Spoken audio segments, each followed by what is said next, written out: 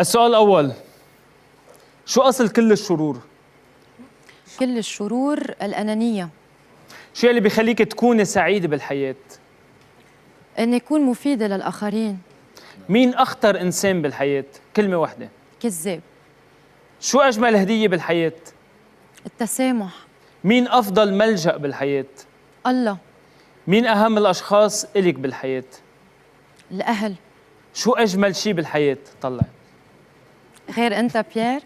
المحبة أجمل شيء. جاوبتي خلص، ناخذ جواب الأول. شو شو أكثر تسلية بالحياة؟ شو أكبر تسلية بالحياة؟ العمل. شو أكبر سر بالحياة؟ الموت. أوف. شو هي أسمى المشاعر بالحياة؟ السلام الداخلي. كلمتين. مين أفضل مين أفضل معلمين بالحياة؟ الأطفال. حلو. شو هو أجمل يوم بالحياة؟ اليوم. ثانك يو، في منا وجير. شو أسهل شيء بالحياة؟ إنك تغلط. شو أكبر عقبة بالحياة؟ الخوف. شو هو أكبر خطأ بالحياة؟ إنك تتنازل عن مبادئك.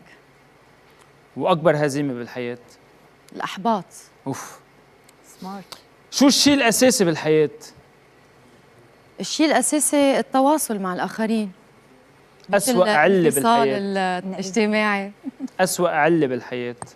أسوأ علة بالحياة المزاجية. شو هو الشعور الأسوأ بالحياة؟ الحسد.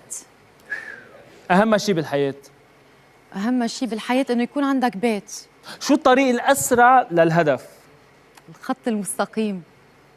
تعيتك الجواب أنا ما انتبهت.